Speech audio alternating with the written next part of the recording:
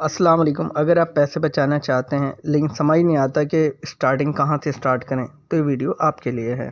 आज हम बात करेंगे सेविंग के डिफरेंट टाइप्स के बारे में कि सेविंग हम किस किस तरह कर सकते हैं और इन टाइप्स को हम कवर करेंगे मुख्तलिफ पॉइंट्स में। पॉइंट नंबर 1, डेली सेविंग, रोज़ाना की बचत। रोज़ाना थोड़ा थोड़ा पैसा बचाना बहुत पावरफुल होता है।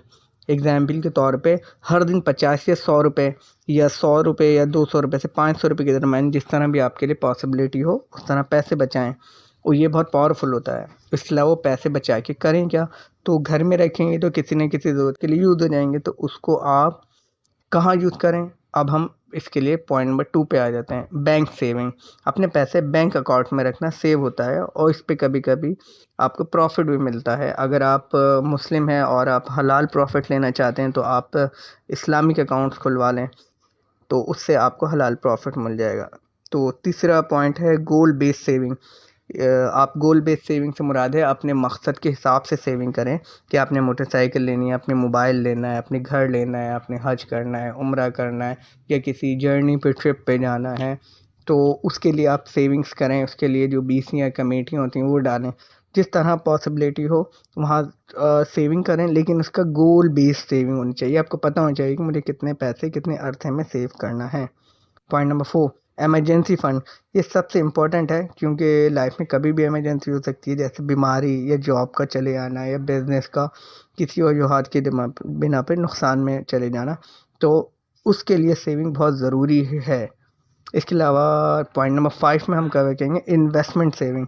अब आपने सेविंग्स के मुख्तलिफ तरीके सीख लिए, अब आपके पास सेविंग्स हैं, तो सेविंग्स अगर पैसे को आप रख के अपने पास बैठेंगे तो वो वक्त के साथ साथ इन्फ्लेशन रेट हाई होने की वजह से डीवैल्यू हो सकता है। तो उसके लिए पैसे को इन्वेस्ट करें ताकि वो वक्त के साथ साथ ग्रो करता रहे।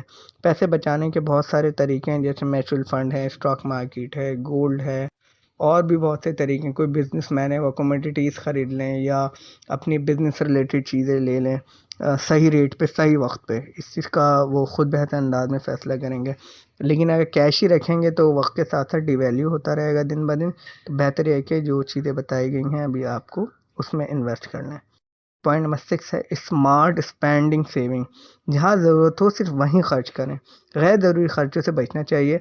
चाइनीज़ कहावत है ना कि चीज़ जितनी भी सस्ती हो लेकिन अगर फ़ुज़ूल हो तो उसको बिल्कुल नहीं लेना चाहिए।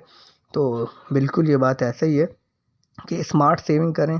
मुख्तलिफ़ तरीके देखें कहाँ से मैं स्मार्टली खर्च कर सकता हूँ, कहाँ से मैं सेविंग कर सकता हूँ और कम पैसों में ज़्यादा बचत कर सकता हूँ। पॉइंट नंबर 7 है मंथली बजट सेविंग।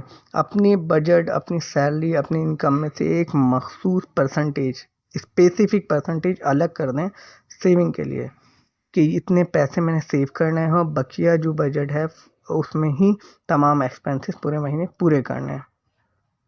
उम्मीद है ये 7 पॉइंट जो हैं आपको अच्छे लगे होंगे और कोशिश कीजिएगा कि इन पे इम्प्लीमेंट करें। इंशाल्लाह इन फ्यूचर आपको इसका बहुत अच्छा रिजल्ट मिलेगा।